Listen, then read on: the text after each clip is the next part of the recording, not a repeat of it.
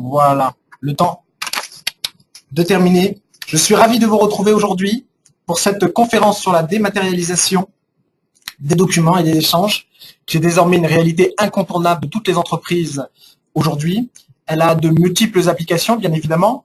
On va essayer de voir ça un petit peu en détail, tels que les appels d'offres, les contrats en ligne, les factures, et apporte de nombreux bénéfices.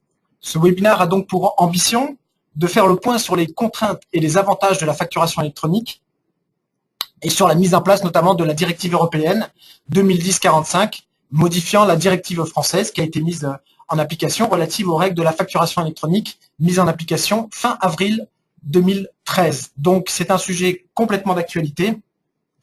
Et pour cela, je souhaite la bienvenue à Frédéric Senet, de la société Support RGS appartenant au groupe Dimiotis. Alors, j'ai juste un petit... Est-ce que Frédéric nous entend?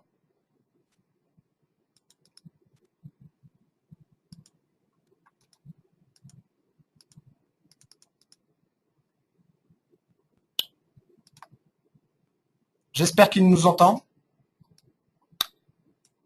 Est-ce que Frédéric, j'ai un petit souci technique là par rapport au micro. Welcome to GoToWebinar Web Events Made.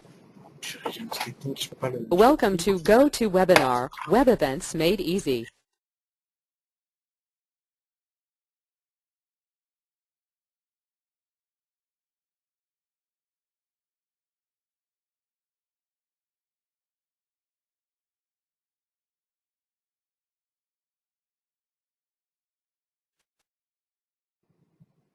Voilà, vous m'entendez? Alors, nous allons simplement, pardon, excusez-moi pour ce petit souci technique.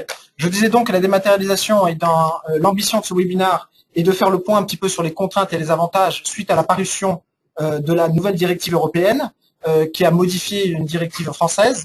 Nous allons introduire quelques instants les deux sociétés qui, en partenariat, vont vous faire cette présentation, à savoir la société Simtrax et la société Support RGS présentée par Frédéric Senet, appartenant au groupe Dimiotis, directeur des opérations de Support RGS.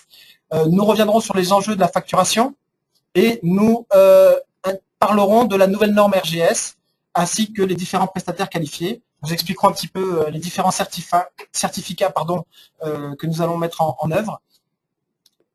Et la réponse Simtrax.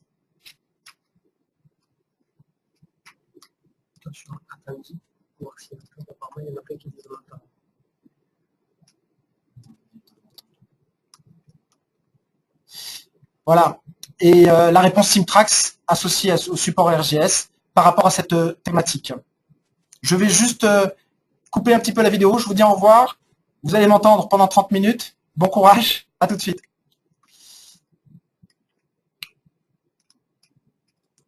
Voilà. Frédéric, peut-être...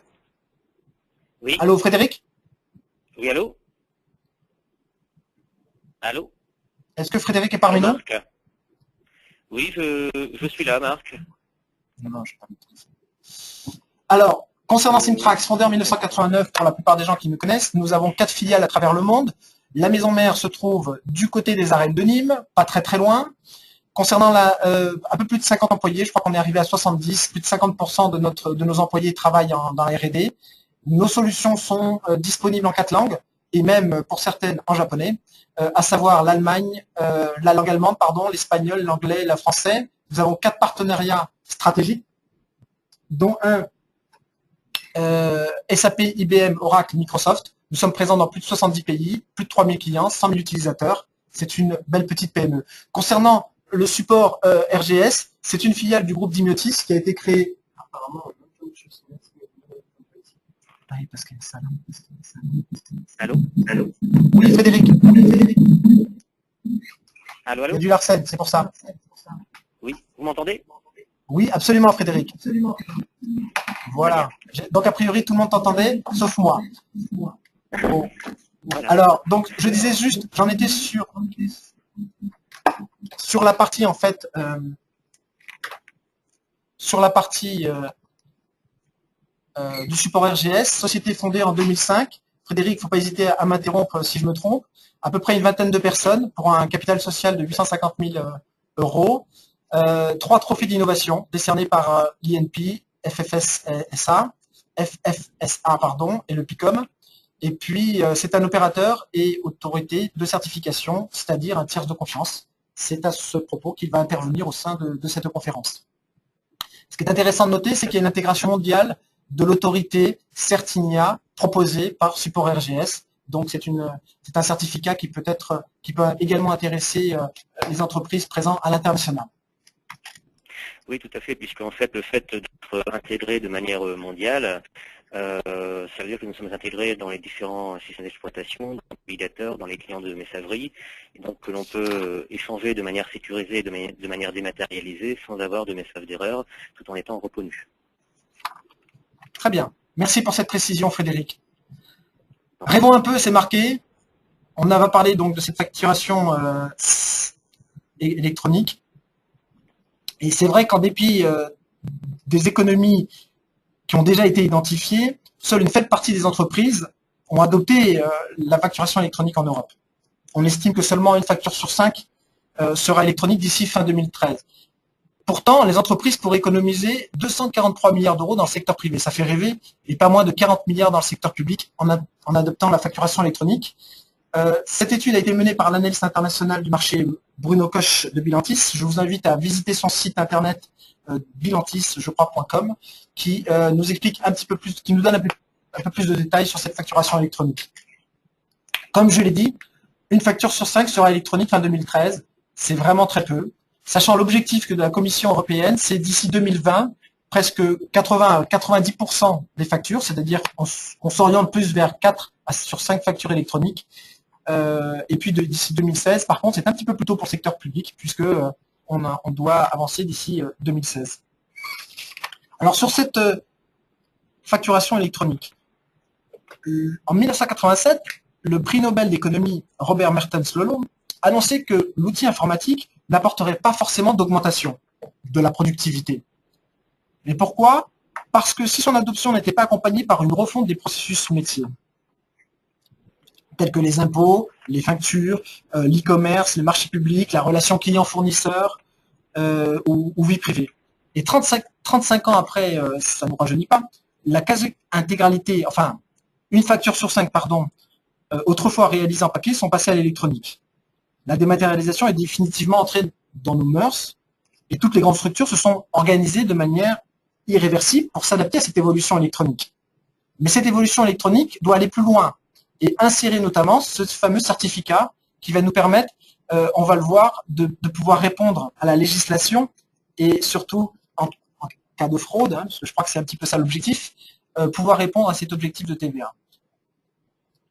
Oui, effectivement, ça sert aussi à éviter la fraude, notamment sur la récupération de la TVA pour éviter de faire des fausses factures.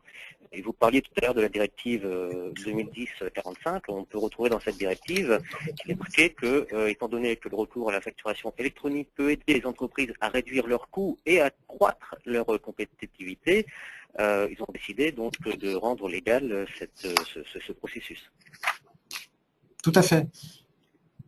C'est justement, on va revenir un tout petit peu sur les raisons du retard par rapport à la facturation électronique.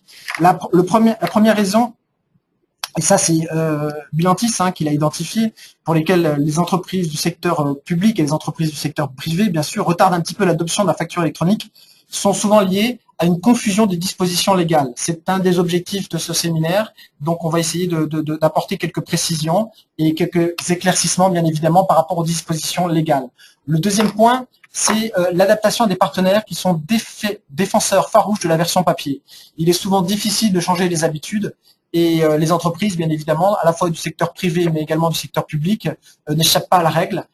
Il est donc important d'expliquer les bienfaits de cette conversion au format électronique. Et puis un autre point, c'est que, et ça c'est assez important, on en avait discuté d'ailleurs avec Frédéric pas plus tard que ce matin, c'est que 57% des entreprises en Europe n'ont pas de stratégie claire qui lie la facturation électronique aux objectifs de l'entreprise. Et ça, je crois, Frédéric, c'est quelque chose d'assez important. Il faut vraiment que l'entreprise, dans sa globalité, en partant du haut de la pyramide jusqu'en bas de l'échelle, soit moteur dans ce type de projet. Hein, c'est vraiment très très clair, très très important par rapport à ça. Très très important, tout à fait. Ouais, et surtout c'est un projet qui va, je dirais, de la source du fichier électronique jusqu'au processus d'archivage en passant par la signature. Donc c'est un projet qui concerne toute l'entreprise. Tout à fait. Donc c'est vraiment une des étapes les plus critiques. Une fois que la décision a été prise et claire, on va pouvoir annoncer les quelques bonnes nouvelles qui sont arrivées notamment ce début d'année. La plupart, ça c'est vrai, et on peut le constater, puisque avec Frédéric, on est sur ce marché depuis vraiment très longtemps. On propose des solutions depuis de nombreuses années, depuis même un projet commun en 2008. Mais de plus en plus d'acheteurs s'attendent à recevoir des factures électroniques. On le voit principalement avec nos clients, nos partenaires, qui aujourd'hui, on a fait un taux de conversion d'à peu près 70% de nos factures sur ce format-là. Et les gens sont tout à fait réceptifs et on reçoit de plus en plus d'ailleurs les commandes au format électronique. Donc ça, c'est un premier point. Le deuxième point qui est assez intéressant, c'est de réduire les coûts, bien évidemment. Après l'économie, c'est toujours la même chose. On en vient toujours à cette partie-là, la réduction des coûts. Et ça fait, on parle de 50 à 80% en l'occurrence pour la facturation électronique. Et puis surtout, un investissement dans le traitement de ces factures électroniques, on va le voir, sont amortis en 6 mois, voire beaucoup moins pour certains projets ou certaines sociétés qui ont déjà fait un petit pas vers la facturation électronique. Donc c'est extrêmement intéressant et puis c'est opérationnel de manière très rapide. Alors, depuis la loi des finances rectificatives du mois de décembre 2012, les factures électroniques, alors quel que soit le type, PDF, EDI, ont la même valeur légale que les factures papier. C'est un point fondamental et c'est grâce à cette directive que l'on a pu ensuite avancer et donc adapter, je dirais, au niveau appliquer la directive européenne au niveau français, cette directive européenne relative aux règles de facturation par voie électronique et enfin pleinement transposée, même s'il reste que quelques petits points, à travers un décret qui s'appelle le 2013-346 du 24 avril 2013. C'est assez barbare, on en revient au point de non-adoption tout à l'heure, mais on va justement apporter quelques petites précisions sur cette partie. À partir de là, il est important de noter que après un sondage, 48% des PME recherchent quoi? La simplicité, la traçabilité et les gains de productivité. Ça, c'est vraiment quelque chose de très important, sachant que la rapidité des échanges pour que les factures puissent être réglées plus rapidement favorise bien évidemment le respect des délais de paiement. Et c'est un autre point extrêmement important qui va nous permettre de dématérialiser et d'avancer vers la facturation électronique. Je vais vous inviter à répondre à un tout petit sondage de suite. C'est un petit sondage. Juste le temps que je me retrouve avec tous mes écrans. Et je vous le lance.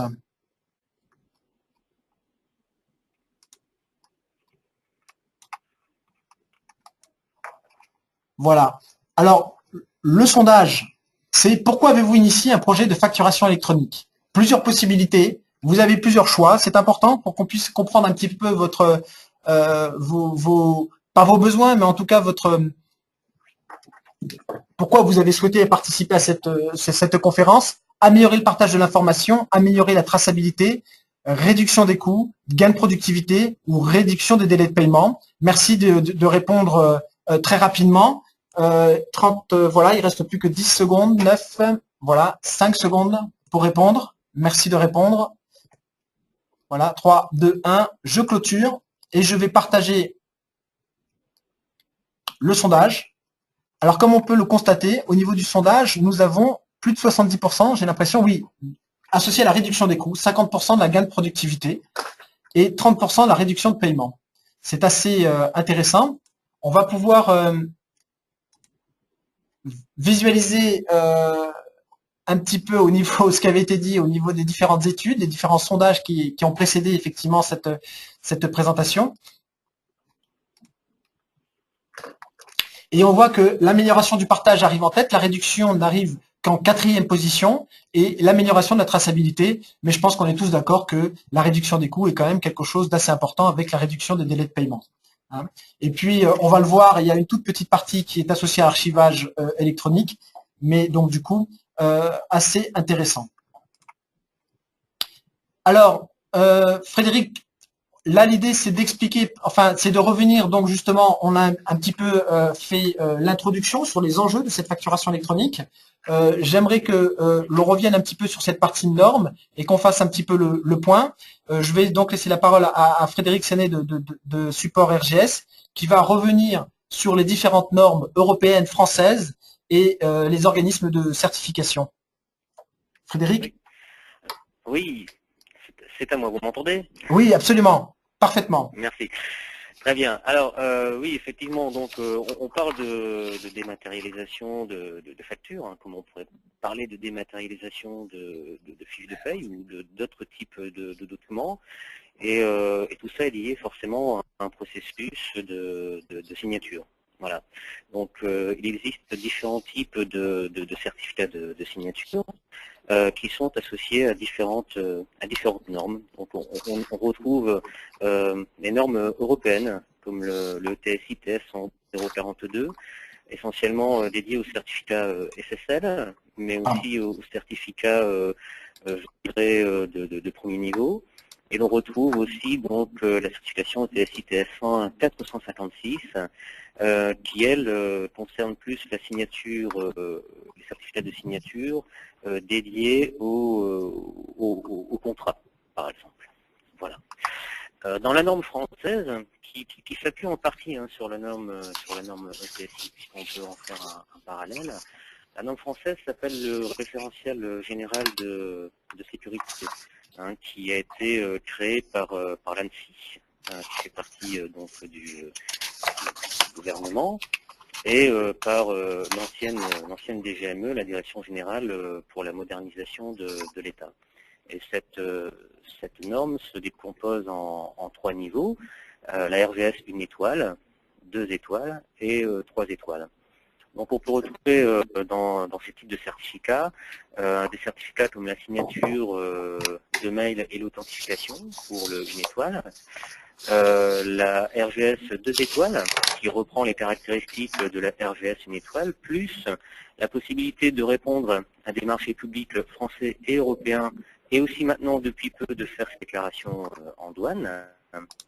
Et enfin, la RGS 3 étoiles qui reprend les caractéristiques des 2 premières, mais qui permet aussi de faire de la signature de contrat, puisque cette norme 3 étoiles est tellement plus complexe que les 2 précédentes, qu'elle offre ce que l'on appelle l'instant de la preuve, c'est-à-dire qu'en cas de litige, c'est la partie adverse de prouver que votre signature est mauvaise.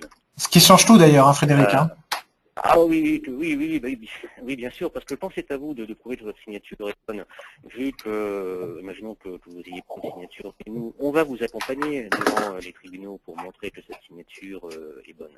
Tandis que quand la partie adverse doit prouver que votre signature est fausse, eh bien, il faut qu'elles embauchent des experts à tour de bras pour le prouver.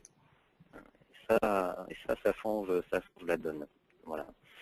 Alors, pour signer des factures techniques, par exemple, on peut utiliser des certificats de type cachet serveur qui vont permettre de signer au nom d'une personne morale, donc au nom de l'entreprise, et qui va permettre aussi d'envoyer par mail ces factures avec un mail signé, hein, ce qui fait que la personne qui va recevoir la facture aura un symbole qui va justifier que c'est bien la bonne personne qui vous a envoyé ce mail, que ce n'est pas de l'usurpation d'identité, et en plus il y a une vérification d'intégrité du mail pour prouver que le mail est identique au mail source.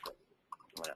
Mais on peut aussi signer ces factures avec un certificat de personne physique, donc avec le nom de l'entreprise, certes, mais aussi surtout le nom du contact auquel vos clients ont l'habitude de travailler.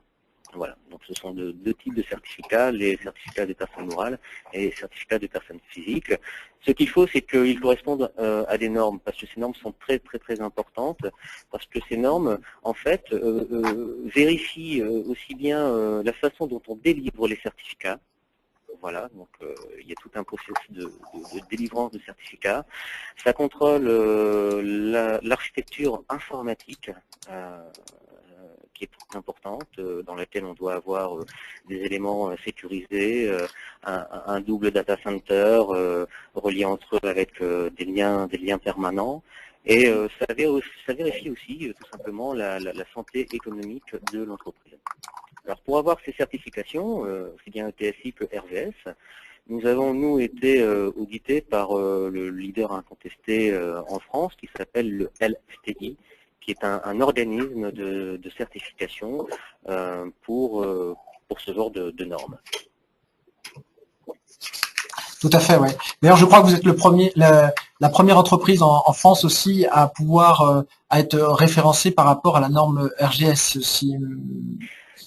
Tout à fait. Alors, on a été les premiers à être certifiés déjà ETS-ITS 102.042, qui est donc la norme européenne. Cette norme a été pour nous très importante il y a quelques années, puisque c'est grâce à cette norme que l'on a pu être intégré auprès d'Apple, auprès de Microsoft, auprès de Mozilla, puisque nos chers amis américains ont d'abord référencé la norme ETSI comme étant une norme équivalente à leur norme américaine, la norme Trust.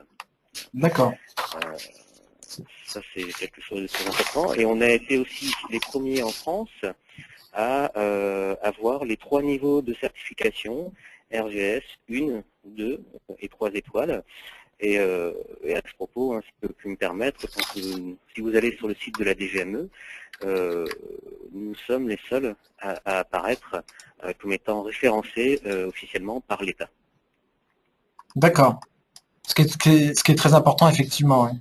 Là, sur cette partie-là, je voulais juste refaire une petite, en profiter justement pour faire une petite distinction entre ce que l'on appelle la signature électronique, qui a pour fonction donc d'identifier la personne qui, comme vous l'avez indiqué, qui appose et qui doit manifester son accord. Et donc pour signer électroniquement, il est nécessaire de disposer de ce fameux certificat électronique de signature. Oui. Oui. Mais cela est à distinguer quand même de la signature numérique, qui consiste, elle, en une signature toute simple manuscrite sous forme numérique après avoir été apposée sur un écran tactile, par exemple, au moyen d'un appareil sécurisé. Donc il y a deux petites choses qui sont un petit peu différentes là par rapport à cette signature, entre le format de la signature électronique et la signature numérique. Et donc bien utiliser le terme signature électronique et non pas signature numérique par rapport à ça.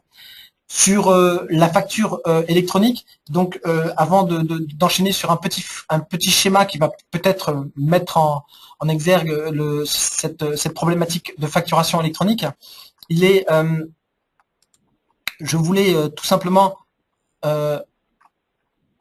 revenir, voilà, on va y arriver, sur les 3 types de factures électroniques qui sont donc aujourd'hui à disposition, c'est-à-dire défini par rapport au Code général des impôts, hein, le CGI, que Frédéric connaît bien.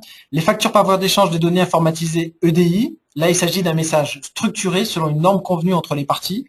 Donc ça, c'est déjà, la plupart du temps, c'est même imposé par les partenaires, plutôt que les entreprises ne sont pas forcément moteurs dans ce processus de mise en forme de EDI. Et puis, donc le sujet du jour qui était les factures électroniques signées, c'est-à-dire en procédant à la signature électronique grâce à un certificat qualifié. Et bien évidemment, il y a un 3e point qui en ressort, qui sont les factures recourant à toute autre solution technique. Dans ce cas, ce sont simplement des contrôles documentés permanents qui doivent être mis en place par l'entreprise.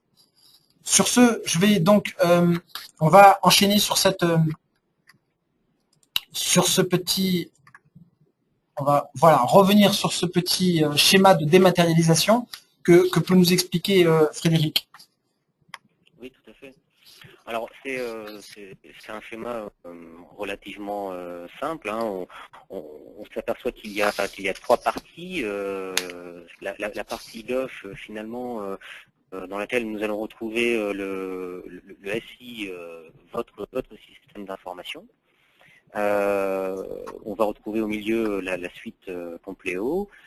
Et sur la droite, donc, nos services, hein, dans lesquels on peut retrouver donc les services de redatage et d'archivage. Alors en termes de fonctionnement, si je reprends la partie SI et Compléo suite, vous avez donc un SI avec un logiciel de facturation, de gestion de paye. Eh bien, voilà, vous allez sortir un flux de fichiers. Et la suite Compléo va prendre en charge dans un répertoire tous ces fichiers qui arrivent. Et associé à la suite Compléo, un de nos certificats va signer à la volée les documents. Donc en fait, ces documents seront scellés avec une signature électronique et horodatés par un de nos serveurs d'horodatage que vous voyez sur la partie droite. Donc à chaque signature, il y a un tampon d'horodatage, un flux qui va vers nos serveurs, qui revient avec un tampon d'horodatage dans lequel on va retrouver l'heure exacte et la date. Voilà. Donc ce processus donc de signature de personnes physiques ou de personnes morales éventuellement, se fait donc par le biais d'un certificat qui va permettre pas forcément de signer comme on l'entend, que aussi nous signons de manière manuscrite, mais qui va signer pour pouvoir vérifier à tout moment de la durée de vie du document l'intégrité du document, puisque c'est ce que souhaite effectivement avoir par exemple un contrôleur des impôts, de pouvoir s'apercevoir que le document électronique est bien un document conforme à celui qui a été créé et signé au moment de l'horodatage. Voilà. Nous pouvons aussi vous proposer donc ce certificat de distribution qui va s'appeler un certificat caché serveur messagerie, qui va donc pouvoir accompagner les mails d'expédition de vos factures, donc d'un certificat de signature qui va permettre à l'expéditeur d'être certain de l'intégrité du mail et de l'identité de l'expéditeur.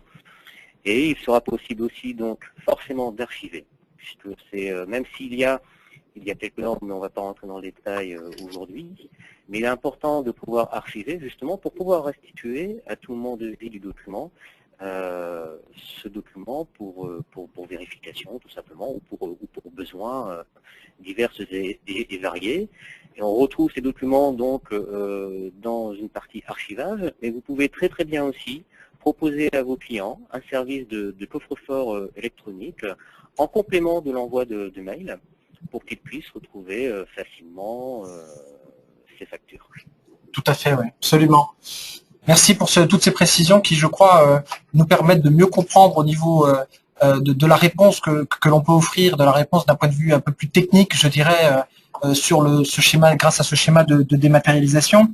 Il est en conclusion, entre guillemets, parce que bon, c'est pas tout à fait la conclusion, il reste encore un petit peu de temps par rapport à la conférence, mais il ne faut pas perdre de vue que, évidemment, l'objectif de la signature électronique, c'est à savoir qu'elle permet à l'administration fiscale, comme l'a dit tout à l'heure Frédéric, de se baser sur un document électronique pour le calcul de la TVA. Puisque, bien évidemment, en B2C, comme me l'avait très bien précisé ce matin Frédéric, le certificat n'est pas obligatoire puisque la TVA est payée par les clients, ce qui n'est pas le cas en B2B, bien évidemment, puisqu'on va essayer de récupérer cette TVA, et pour lutter contre la fraude, il est très important d'avoir un système vraiment qui correspond au mieux à la législation en vigueur. Tout cela, c'est pour éviter les fausses factures. Hein, ah bah oui, tout ça, voilà, c'est ça. Hein. Mais bon, c'est vrai que là aussi une des finalités, il faut pas se le cacher, c'est d'ordre économique, bien évidemment. D'ailleurs, on a un client qui, je l'ai appris ce matin, qui a dû fermer son entreprise parce que à cause d'un contrôle fiscal qui s'est mal passé et a priori une fraude à la TVA. Donc vous voyez qui a été initiée, ou peut-être c'était pas simplement une fraude, mais peut-être qu'ils n'avaient pas la solution qu'il fallait pour pouvoir justement signer numériquement leur facture. Je vais enchaîner là par rapport à ça, juste pour expliquer évidemment au niveau de Compléo comment intégrer toute cette partie-là. Donc Compléo, je le rappelle, est une solution de mise en forme en sortie des différents ERP. L'idée, c'est de capturer tous les flux qui sortent de vos différents ERP. Pas uniquement, vous pouvez capturer aussi des documents entrant dans une boîte mail. Et l'idée, c'est, dans un premier temps, ça c'est ce que c'est faire Compléo, c'est d'insérer des données, d'insérer des images, des codes barres, des pièces jointes, bien évidemment, mais également, à travers cette plateforme externalisée, d'insérer ce fameux certificat, quel que soit le type, et là on sera à votre disposition bien évidemment pour vous expliquer en détail et vous et vous proposez un certificat plutôt qu'un autre en fonction, comme l'a dit tout à l'heure Frédéric, ça dépend bien évidemment des différents documents que vous souhaitez signer, et bien évidemment avec cette solution d'horodatage.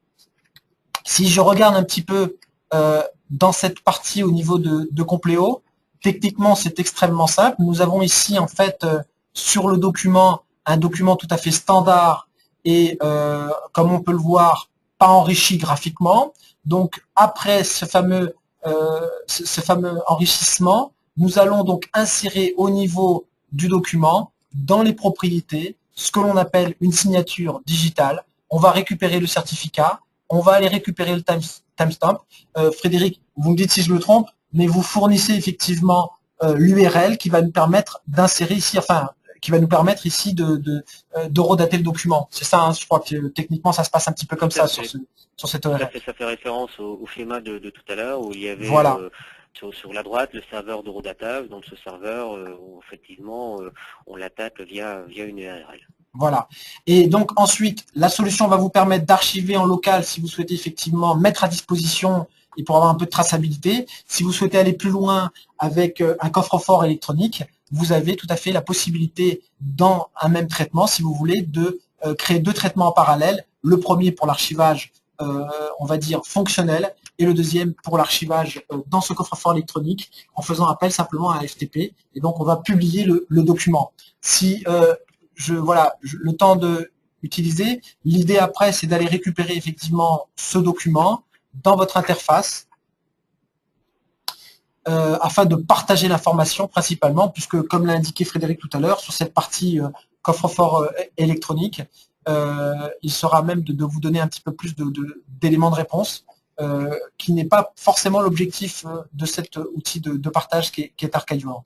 Et comme on peut le constater ici, 15h35, c'est bien l'heure. Je viens de récupérer donc un document PDF. Je vais récupérer le document d'origine, donc c'est pareil évidemment ici avec une signature. Bon, ici il y a un petit souci sur ma signature, il manque une petite validité parce que vous pouvez positionner en fait votre signature n'importe où en fait sur le document, hein, peu importe. Je crois que ça n'a pas d'intérêt précis. Donc, comme vous pouvez le constater, on a rajouté des conditions générales de vente au document, donc on a vraiment enrichi le document d'origine. Je crois que c'est ça, hein, Frédéric, on peut le positionner n'importe où la signature, ça n'a pas d'importance. Hein. Non, ça n'a pas d'importance, non. D'accord. Voilà. Et donc sur cette partie-là, ensuite, vous avez donc la possibilité, même à travers un mobile par exemple, de pouvoir récupérer les différentes fonctionnalités, ce qui est également la possibilité offerte à travers un coffre-fort électronique, même si là, comme on parle de coffre-fort électronique, il y a un niveau de sécurité beaucoup plus important, bien évidemment, hein, sur cette partie-là. Et donc, pour finir, l'impression, le courrier électronique, on peut garder une partie d'impression si nécessaire, l'archivage, donc, à la fois sur fond Fortinia, pardon, je crois que c'est la solution que vous proposez hein, oui. par rapport à cette partie archivage. Tout à fait. Avec une authentification classique par login mot de passe ou avec une authentification forte via un certificat sur un support physique. Tout à fait. Et puis donc Archivor pour ce partage et cet archivage, puisque c'est vrai qu'aujourd'hui, on avait dit que sur la facturation électronique, grâce à ce décret, on avance. C'est pas tout à fait le cas encore dans l'archivage. Il y a encore quelques petites, mais ça, on fera peut-être une conférence sur cette thématique. Et puis bien évidemment, je l'ai indiqué tout à l'heure, la possibilité de créer au format XML, donc EDI entre guillemets, un document et de le déposer sur cette plateforme EDI. Je voulais vous poser une dernière question. Donc vous faire en sorte que vous participiez un tout petit peu. Je voulais savoir simplement si vous aviez initié un projet de facturation électronique dans votre entreprise. Alors vous avez 4 possibilités, qu'un seul choix. Actuellement en recherche d'informations, nous avons mis en place une solution. Nous l'envisageons très sérieusement d'ici fin 2013. Nous l'envisageons au plus tard en 2014. C'est assez important puisque a priori, d'un point de vue de la législation, c'est pas prêt de changer pour le moment, je crois, Frédéric. Non, c'est pas prêt de changer. De plus, il y a eu une nouvelle directive.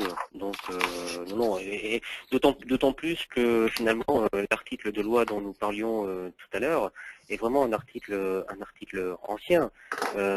Et oui. Je me souviens qu'en 2008, l'article qui fait référence à la dématérialisation légale, hein, donc l'article 289 et 289 bis du Code général des impôts, existe depuis longtemps et nous venons à peine d'avoir une nouvelle directive.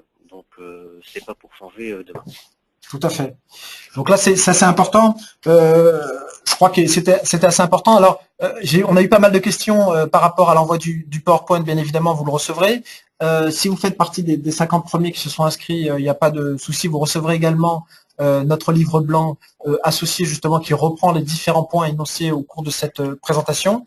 L'idée, c'était pas forcément d'aller dans le détail, mais de voir que par rapport à cette norme RGS, les choses ont avancé véritablement et que maintenant on a les idées beaucoup plus précises et qu'il est grand temps, justement, vous l'avez mis en avant tout à l'heure lorsque vous avez répondu au sondage, c'est-à-dire des économies et diminuer les délais de paiement. Et ben, on le faisait pas parce qu'on avait peut-être des idées, on n'était pas sûr de là où on allait mettre les pieds. Aujourd'hui, vraiment, on a la structure juridique qui va vous permettre d'avancer sur cette problématique, sur cette thématique de facturation électronique. Et on sera ravis, bien évidemment, de vous aider à implémenter ce type de solution. Sur l'archivage, peut-être une petite précision, les factures archivées doivent être conservées dans leur format et contenu originel. Hein. Voilà. Après, s'il y a des conditions, et je crois on avait parlé de ça avec Frédéric, dans des délais et des conditions prévues par la loi. Je crois que sur les factures, c'est 2 fois 3 ans, il me semble. C'est 2 fois 3. Alors c'est 2 fois 3 ans en ce qui concerne le Code général des impôts, et Voilà. c'est 10 ans en ce qui concerne le Code du commerce. Tout à fait. Voilà. Voilà. Donc ça c'est intéressant. Je ferme. Merci d'avoir répondu à la petite question. Juste pour vous montrer le résultat, voilà, c'est 47% actuellement en recherche de formation. Nous l'envisageons plutôt en 2014. Voilà, merci d'avoir répondu à ce petit questionnaire. Sur cette partie-là, nous sommes là donc pour vous auditer ou en tout cas identifier vos spécifications, vous conseiller bien évidemment, il ne faut pas hésiter à revenir vers nous. On n'est pas là pour vous mettre en place une solution dès demain, quoique si ça arrive, alors là c'est avec grand plaisir bien évidemment, vous former là-dessus et vous assister bien évidemment à travers la mise en œuvre de votre projet. Vous avez des questions, c'est le moment. N'hésitez pas à poser quelques petites questions à travers l'outil qui est à votre disposition dans le système Citrix. Vous avez la possibilité de poser des questions, certains l'ont déjà fait. Pas forcément, si vous avez même des questions techniques hein, par rapport à votre environnement technique ou si vous avez des précisions, vous souhaitez avoir des précisions sur cette partie sur la législation en vigueur, n'hésitez surtout pas. Sinon, voilà, je vous laisse quelques petites minutes. Frédéric, est-ce qu'on a besoin de rajouter quelque chose par rapport à ce que l'on a... Non, je pense que tout a été dit. Ce qu'il faut voir, c'est vrai que cette loi existe depuis longtemps, mais c'est vrai qu'on a été fort longtemps habitué au papier. Mais la loi aujourd'hui nous autorise à dématérialiser de plus en plus. On est arrivé à un certain niveau de maturité en ce qui concerne les architectures aussi bien solutions que techniques pour pouvoir signer et conserver les documents. Et je pense aussi que ça permet finalement, ça peut permettre de se démarquer vis-à-vis de la concurrence. Hein. C'est un effet de levier qui permet effectivement de montrer une image de dynamisme avant-gardiste peut-être, et ainsi pourquoi pas gagner des parts de projet. Tout à fait. Et même pas uniquement au niveau français, hein, parce que je crois qu'il existe des certificats qui sont donc qui peuvent être reconnus d'un point de vue européen, il me semble. Tout à fait. C'est aussi en fait par la concurrence en France, mais aussi vis-à-vis de l'extérieur. On en parle beaucoup, le Made in France. Là, vous avez affaire notamment à 2 sociétés françaises, une basée à Nîmes et l'autre à Villeneuve-d'Ascq, pardon. Mais c'est vrai que c'est aussi un élément de différenciation avec nos voisins européens. Et je crois que certains pays sont en avance, d'autres sont en retard. Et voilà, il serait temps que d'ici quelque temps, c'est bien le moment pour pouvoir avancer sur cette problématique. J'ai une petite question technique. Oui, Frédéric, pardon. Oui, non, je voulais juste ajouter, j'ai eu une expérience très très récente où un prestataire, une grosse société, un prestataire de services, qui louait ses services donc à un très très gros client, a reçu l'ordre de la part de son client de faire uniquement de la facture électronique. Hors EDI, donc en facturation électronique avec un processus de signature. Donc c'est bien un effet qui commence à arriver et je pense que les entreprises s'aperçoivent de l'enjeu au niveau de la productivité et de l'économie. Tout à fait, absolument, c'est très bien de préciser. J'ai une petite question technique, non, sur la législation. Que suppose le certificat qualifié? Alors ça, moi, je ne connais pas je n'ai pas la réponse à cette question. Frédéric, peut-être ou pas? Un certificat qualifié est un certificat. Le mot qualification est assez Oui, vaste. il me semble aussi. Oui, mais moi, je le lis plutôt en tant que certificat répondant à une norme aussi bien française qu'européenne. D'accord.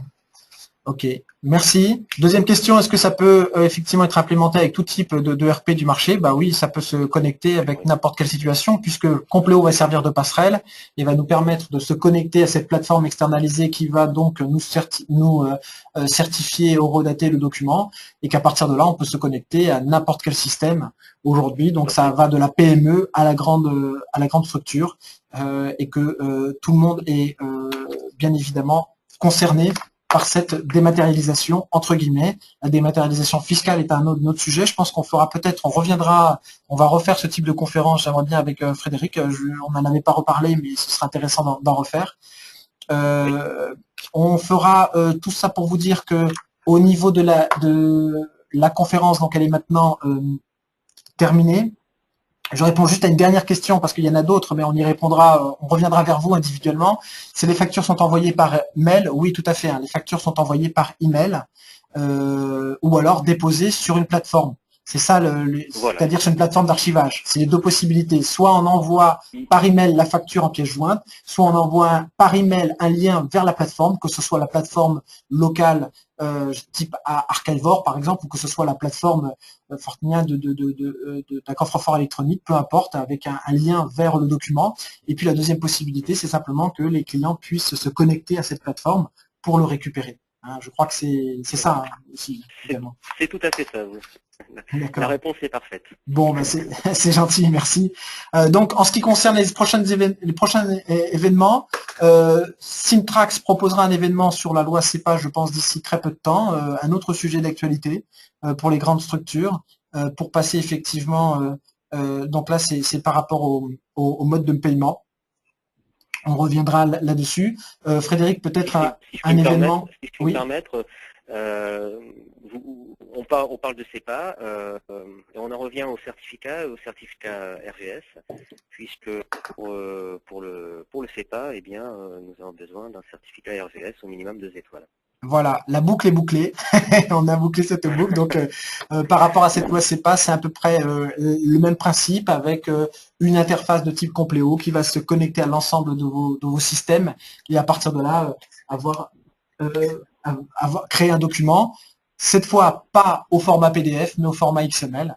Et donc signé à travers ce fameux certificat RGS niveau 2. Si j'ai bien compris. Voilà. C'est ça. Tout à fait. Ouais. Merci. Merci à tous pour cette conférence. Merci Frédéric pour votre intervention. Merci beaucoup. Et puis je vous souhaite une bonne fin d'après-midi et je vous dis à très bientôt. Je vais fermer la conférence et voilà, je vous dis à très bientôt à tous. Merci beaucoup. Merci. Bon après-midi. Au revoir.